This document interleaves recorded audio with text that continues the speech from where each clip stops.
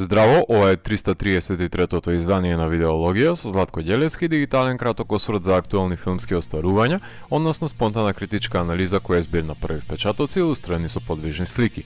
На денешниот репертоар е Occupied City од Стив Маквин, по кој станува збор за колизијата помеѓу минатото и сегашноста во документарниот филм во кој се паралелизираат настаните од нацистичката окупација на Амстердам за време на Втората светска војна, наспроти намената и функцијата која ја имаат локациите во Амстердам денес.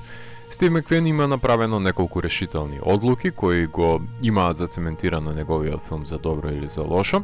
Најзабележителна секако дека е гигантното времетраење, кое ќе ја тестира издржливоста дури и на најтрпеливите гледачи и не се отклонува од тој детерминизам, барајќи од гледачот тој да се навикне на разнообразното дело, а не тоа да потклекне на неговите потреби.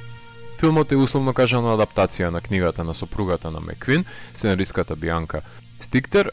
која во незиното дело Atlas of an Occupied City, Амстердам 1940-1945 има 2000 анотации на локации и нивните жители, кои сите до една биле снимени, но само 130 се искористени за сеопшто добро, поштедувајќи го нашето трпение и толеранција. Секако дека денешните жители имаат право да дознаат домовите во кои живеат дека биле гробници на стравот, а на улиците на кои одат течеле реки од невино пролеана крв, обзнанувајќи не за да не дојде до повторување на тие прекршоци.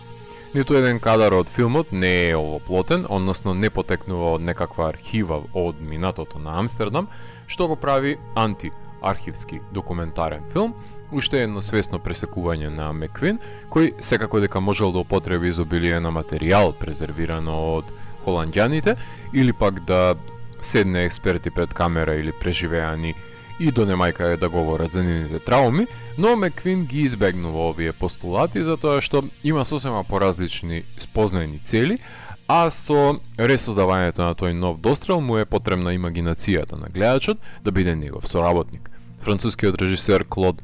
Лензман веќе сними документарен филм за Холокаустот кој траеше 9,5 сати и гласи Шоа, или пак подеднакво ефективниот получасовен најтен фок од Ален Рене, кој контрапродуктивно би било доколку Маквин чекори по туѓите стапки, затоа што има свој пат за изодување.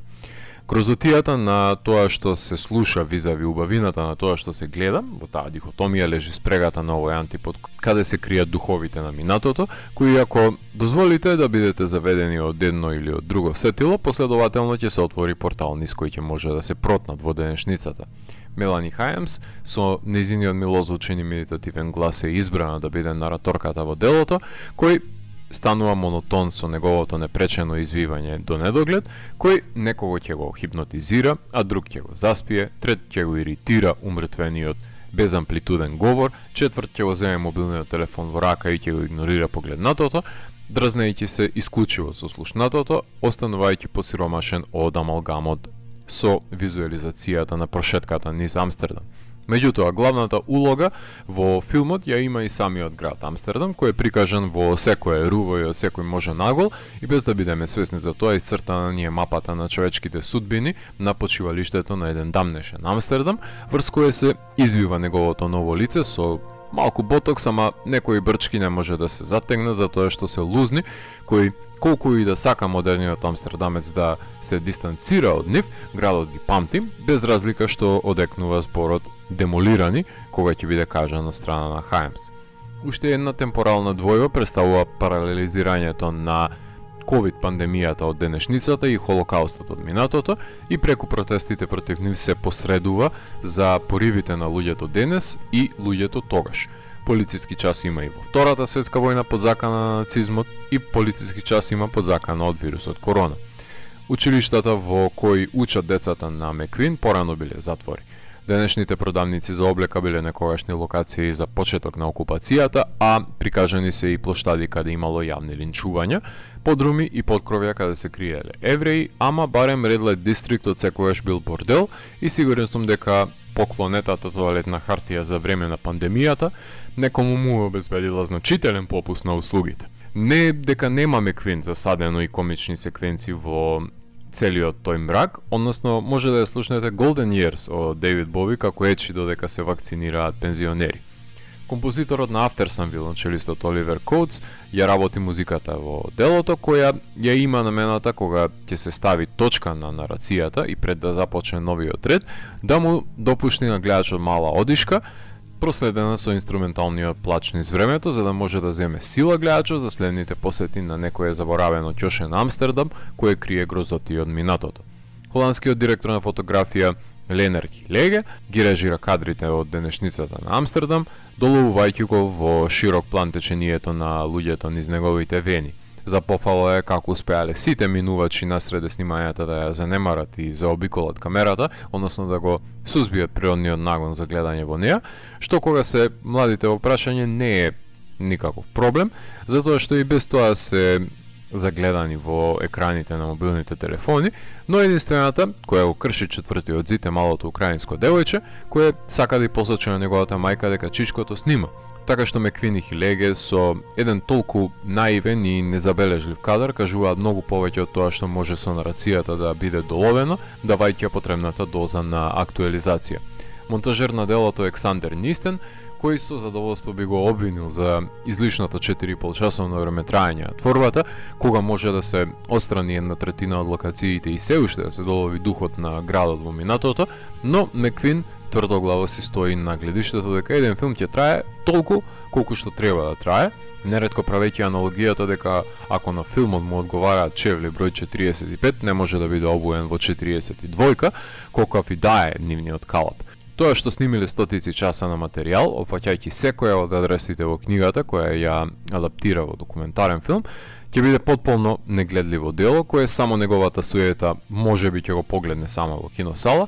но кога се прави избор на 130 адреси, математиката вика дека по 2 минути се одвојуваат во просек на секоја адреса, што е сосема доволно за образложување кој живеел на таа локација во филмската вињета, со што се занимавал во војната и како го загубил животот. Тегобата се напласнува кога репетицијата на овој процес обзнани голем број на почивалишта. Тие духови остануваат да вибрираат и да виреат покрај гледачот на делото, шепотејќи во увото како ехот низ времето. Британскиот режисер Стив Меквин нема режирано долг игран филм се до неговата 38 годишна возраст, меѓутоа затоа има снимено претходно огромен број на кратки играни филмови на почетокот на 90-тите, од провокативниот Бер од 1993 до ставањето на камерата насреде буре која е разнесена низ град и снимката емитувана во Драмрол од 1998 година, се обидува да го испочитува наследството на филмската историја помеѓу, но и да го даде неговиот подпис на автентичен начин,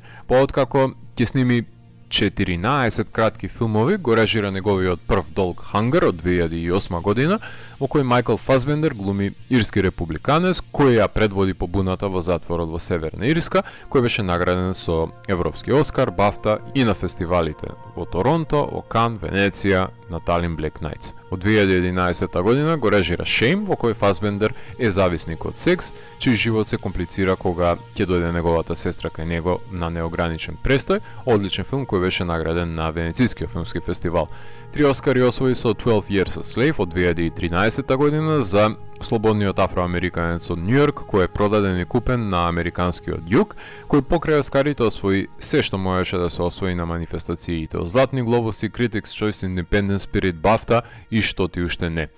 Во 2018 година го режираше Widows, во кој Виола Девис и 3 други сопруги ги преземаат нештата во своји раце за да го платат долгот на нивните сопрузи криминалци. Во 2020 година ја објави одличната ТВ серија Small X, составена од 5 социјално ангажирани периодични антолошки епизоди. Пред да го сними неговиот најнов филм, сними 2 кратки документарни филма за негови инсталации, односно Sunshine State и Гренфел, а во подготовка е неговиот нов игран филм Блиц, кој треба да опфати неколку сведоштва на жители на Лондон за време на бомбардирањето на Британија од страна на Германија за време на Втората светска војна. Се шпекулира за доста негови следни филмови кои наводно ќе ги работи, како што се проектот за Пол Робертсон, Тупак Шакур, кратки филмови како End Credits или па епизоди од ТВ серијата Last Days.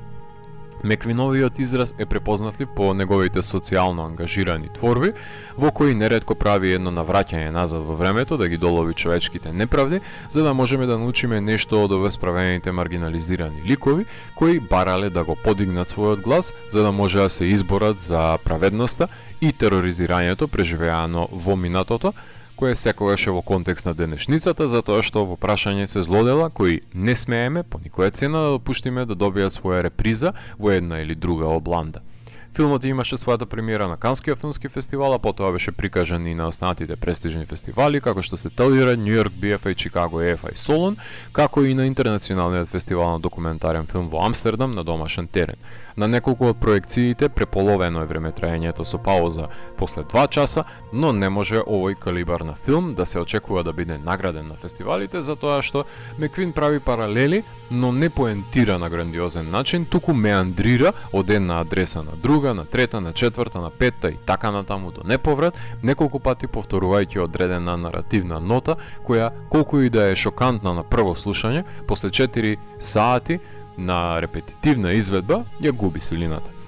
Дистрибуиран е од продукцијски гиганти како што се A24, MK2, Film 4, 20th Century Studio, така што Меквин имал многумина кои верувале во издржаноста на неговата идеја за да биде финансиран.